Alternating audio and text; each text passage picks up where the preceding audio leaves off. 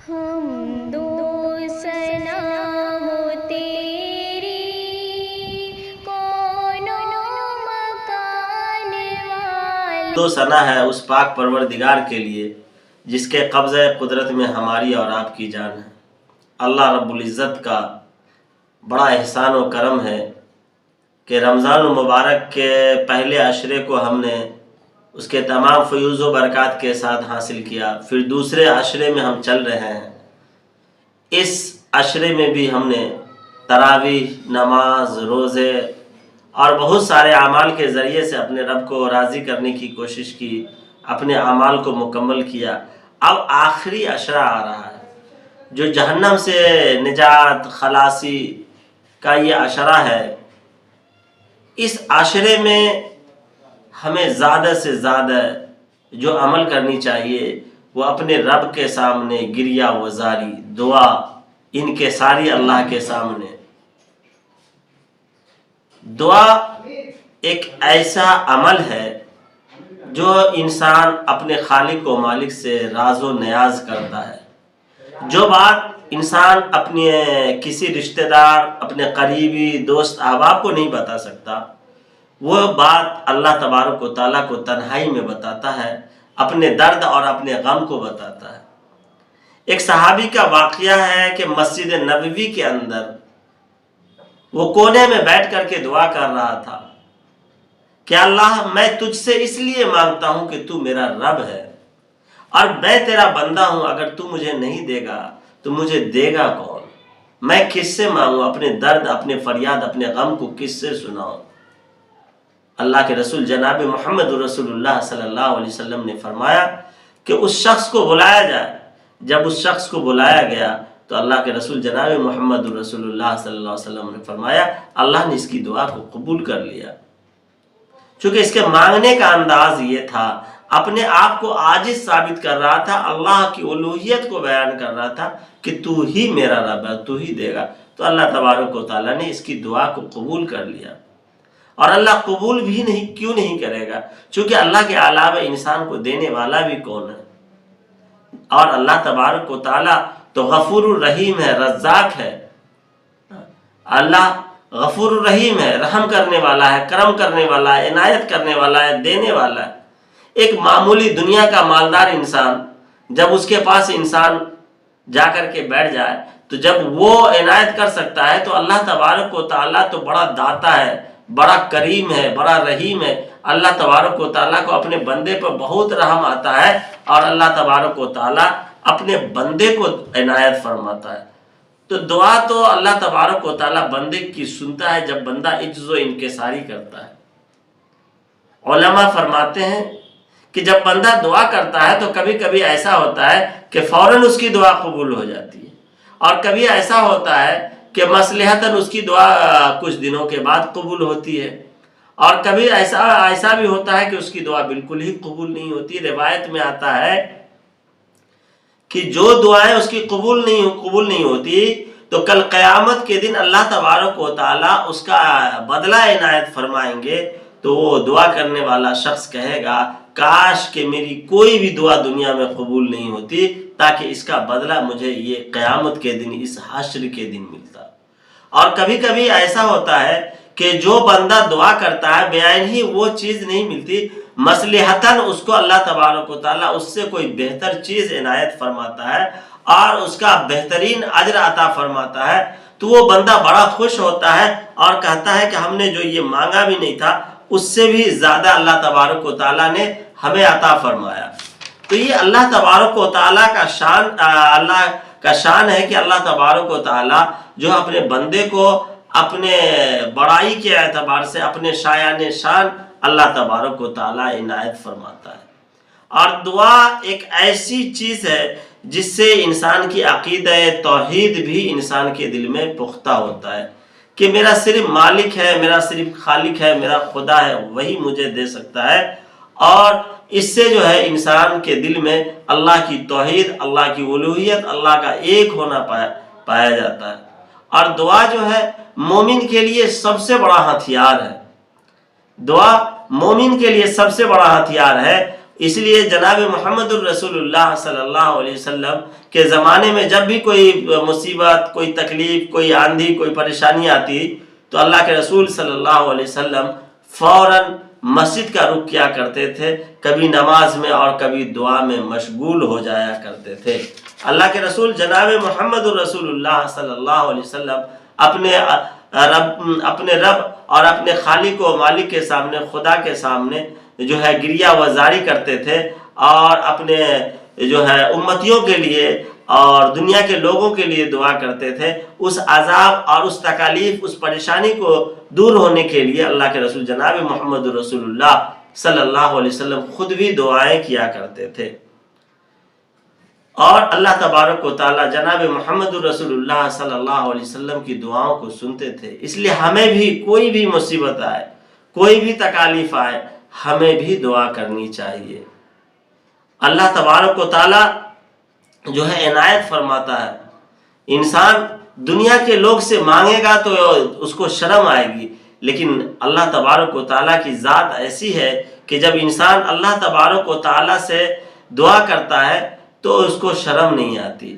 دعا صرف لفظ نہیں ہے کہ چند رٹے ہوئے لفظ، چند یاد کیے ہوئے لفظ کو انسان بول دے تو یہ دعا ہے، بلکہ دعا ہے ایک دل کی کیفیت کا نام، ایک دل کی کیفیت ہے جو اللہ تبارک و تعالیٰ کے سامنے بندہ اپنی کیفیت کو بیان کرتا ہے کہ اللہ میں فلاں فلاں اعتبار سے پریشان ہوں، میرے ساتھ فلاں فلاں مصیبت ہے۔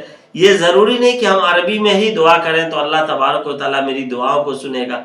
آپ کو جو زبان آتی ہو، جیسی زبان آتی ہو، دنیا میں جتنی بھی زبانیں چلتی ہے، سب زبان میں، سب انداز میں، جس انداز میں مانگنا آتا ہو اسی انداز میں اللہ سے مانگے۔ اللہ تمام انداز میں دعا کو سنتا ہے۔ دل کی اپنی کیفیت کو نکال کر کے دعا کرے، اپنی کیفیت کا اظہار کرے، اللہ تبارک و تعالیٰ دعا کو سنے گا۔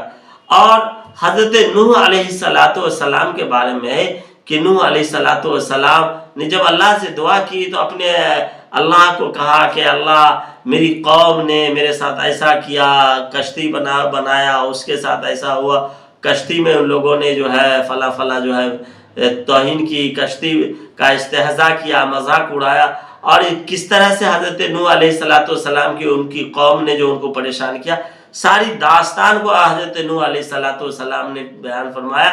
پھر اللہ تبارک و تعالیٰ نے نوح علیہ السلام کی دعا کو سنا۔ تو دعا میں دل کی کیفیت ہونی چاہیے، اور اپنے دل کی راز، اپنے دل کی باتیں ہونی چاہیے، اپنا راز و نیاز ہونا چاہیے، اور تو اللہ تبارک و تعالیٰ جو ہے دعا کو سنتا ہے۔ چند رٹی ہوئی باتوں کو، چند جو ہے عربی الفاظ کو بولنے کا نام دعا نہیں، اپنی دل کی کیفیت کو نکال کر کے اپنے خالق کے سامنے رکھنے کا نام دعا ہے۔ اور دعا کے لیے کسی کو بھی کہا جا سکتا ہے کہ میرے لیے دعا کرے۔ خود اللہ کے رسول جناب محمد الرسول اللہ صلی اللہ علیہ وسلم جب حضرت عمر رضی اللہ تعالیٰ عمرہ پہ جا رہے تھے تو اللہ کے رسول سے فرمایا کہ میں عمرہ پہ جا رہا ہوں، تو اللہ کے رسول صلی اللہ علیہ وسلم نے فرمایا کہ میرے لیے بھی دعا کرنا۔ تو اس سے ثابت ہے کہ ہم ایک دوسرے سے دعا کرنے کے لیے کہہ سکتے ہیں، اور اللہ کے رسول نے خود حضرت عمر رضی اللہ تعالیٰ عنہ سے دعا کی درخواست کی، اور حضرت عمر رضی اللہ تعالیٰ عنہ نے جناب محمد الرسول اللہ صلی اللہ علیہ وسلم کے لیے دعا کی۔ دعا تو مومن کے لیے ایک ایسا ہتھیار ہے کہ اس ہتھیار کو بڑے مصیبت میں انسان استعمال کرتا ہے۔ ایک صحابی ہیں حضرت ابو مالکہ رضی اللہ تعالیٰ عنہ، یہ ایک مرتبہ بڑی مصیبت میں گرفتار ہو گئے اور ڈاکوؤں نے انہیں گھیر لیا۔ جب ڈاکوؤں نے گھیرا اور ان پر تلوار اٹھایا تو اللہ کے تبارک و تعالیٰ کی طرف رجوع فرما کر کے فرمایا یا ارحم الراحمین۔ پھر اس کے بعد ڈاکوؤں نے جب حملہ کرنے کے لیے چاہا تو پھر فرمایا یا ارحم الراحمین۔ جب ڈاکو اور قریب آئے پھر اللہ تبارک و تعالیٰ کو فرمایا یا ارحم الراحمین۔ یعنی اس مصیبت میں جب بندہ کے وہ اپنی جان کی پڑی ہوتی ہے، جب یہ لگتا ہے کہ یہاں صرف خدا کے علاوہ میری مدد کوئی نہیں کر سکتا، اس کے دل میں صرف خدا ہی خدا ہوتا ہے، اور اپنے آپ کو بچانے والا جب صرف خدا کو سمجھتا ہے تو اللہ کی مدد فوری طور سے آتی ہے۔ روایت میں آتا ہے کہ ایک سفید پوش شخص آیا اور آنے کے بعد اس کے اوپر تلوار اٹھایا اور وہ ڈاکو جل کر کے خاک ہو گئے۔ تو حضرت ابو مالکہ رضی اللہ تعالی عنہ نے فرمایا کہ آپ کون ہیں؟ فرمایا میں چوتھے آسمان سے آیا ہوا فرشتہ ہوں۔ جب آپ نے اللہ تبارک و تعالیٰ کو دل کے اندرونی کیفیت سے اور اپنے آپ کو عاجز ہو کر کے خدا کو پکارا تو اللہ تبارک و تعالیٰ کو رحم آیا اور اللہ نے فرمایا کہ کون ہے جو اس کی مدد کو جائے گا، کون ہے جو اس کی حمایت کو جائے گا؟ تو میں آپ کی حمایت کے لیے آیا اور میں نے مدد کی۔ تو جب انسان اللہ تبارک و تعالیٰ کو دل کی کیفیت سے پکارتا ہے تو اللہ تبارک و تعالیٰ اس کی مدد کرتا ہے۔ اللہ تبارک و تعالیٰ اپنے پیارے بندوں کی، اپنے جو ہے قریبی بندوں کی، جو اللہ سے لو لگانے والے بندے ہیں، جو اللہ کو ہی اپنا حاکم مالک ملجا سمجھتے ہیں، اس کے علاوہ کسی کو شرک نہیں ٹھہراتے، تو اللہ اپنے ایسے بندے کو اپنا عزیز سمجھتے ہیں، اس کی دعاؤں کو سنتے ہیں۔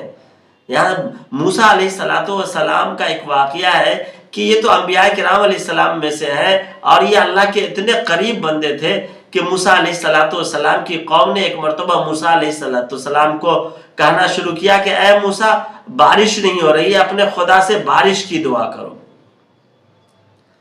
تو کبھی کبھی ایسا ہوتا ہے کہ جب ہماری دعا کے قبول نہ ہونے کی ایک وجہ یہ بھی ہوتی ہے کہ جب انسان گناہ کرتا ہے اور اپنے اس گناہ کو نہیں چھوڑتا، جو گناہ سے خدا ناراض ہوتا ہے، تو اللہ اس کی دعاؤں کو نہیں سنتا۔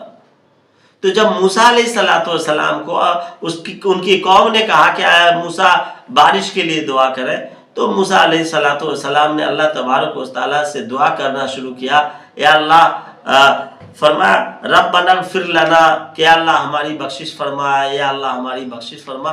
ان کی قوم نے کہا کہ اے موسیٰ تمہیں بارش مانگنے کی دعا کے لیے کہا ہے اور تو اللہ سے بخشش کی دعا کر رہا۔ تو موسیٰ علیہ السلام نے فرمایا کہ پہلے اللہ کا قرب حاصل کیا جائے گا، اور جو اتنی بھی غلطی کوتاہیاں گناہ ہے اور جو اللہ کی ناراضگی ہماری ذات سے ہوئی ہے، پہلے اللہ سے تو معافی مانگ لیں کہ اللہ ہم نے جو کیا ہے، جانے میں انجانے میں اجالے میں اندھیرے میں جو بھی ہم سے گناہیں ہوئی ہے اور جتنی بھی ہم سے خطا ہوئی ہے، اللہ اسے معاف فرما۔ تو انسان کو سب سے پہلے گناہ سے بچنے کی ضرورت ہے، اور جو گناہ بھول چک سے ہوا اس گناہ سے توبہ کرنے اور اسے اللہ سے معافی مانگنے کی ضرورت ہے۔ اللہ سے پہلے معافی مانگے پھر دعا کرے تو اللہ تبارک و تعالیٰ دعا قبول کرتا ہے۔ جس طریقے سے موسیٰ علیہ السلام کی قوم نے بارش مانگنے کے لیے دعا کی، اللہ موسیٰ علیہ السلام پہلے بخشش کی دعا کی۔ تو اللہ تبارک و تعالیٰ سے ہمیشہ اپنے لیے گناہوں سے توبہ کی دعا کرے اور اپنے آپ کو گناہ سے بچے اور اللہ تبارک و تعالیٰ سے مانگے۔ اللہ ضرور بھی ضرور عطا فرماتا ہے، اور اللہ تبارک و تعالیٰ کو بندے کا عجز، بندے کا انکساری اللہ کو بڑی پسند آتی ہے۔ تو یہ آخری عشرہ آنے والا ہے، اس آخری عشرے کو کام میں لائیں اور اللہ کے سامنے اپنے آپ کو سرنگوں کریں، اللہ سے مانگیں۔ پتہ نہیں کہ پھر آئندہ رمضان کس کو ملے یا کس کو نہ ملے، کون اس کے رحمت برکت اور ان کے تمام فیوز و برکات سے لوگ مستفیض ہو سکے۔ جو وقت ہے اس وقت کو کام میں لانے کی بھرپور کوشش کریں، کیونکہ گیا وقت پھر ہاتھ آتا نہیں۔ اللہ تبارک و تعالیٰ سے اس آخری عشرے میں اللہ کو منانے کی کوشش کرے، اللہ سے لینے کی کوشش کرے، اللہ کی رضا حاصل کرنے کی کوشش کرے۔ اللہ تبارک و تعالیٰ ہم سب کا حامی و ناصر ہو۔ السلام علیکم ورحمۃ اللہ وبرکاتہ۔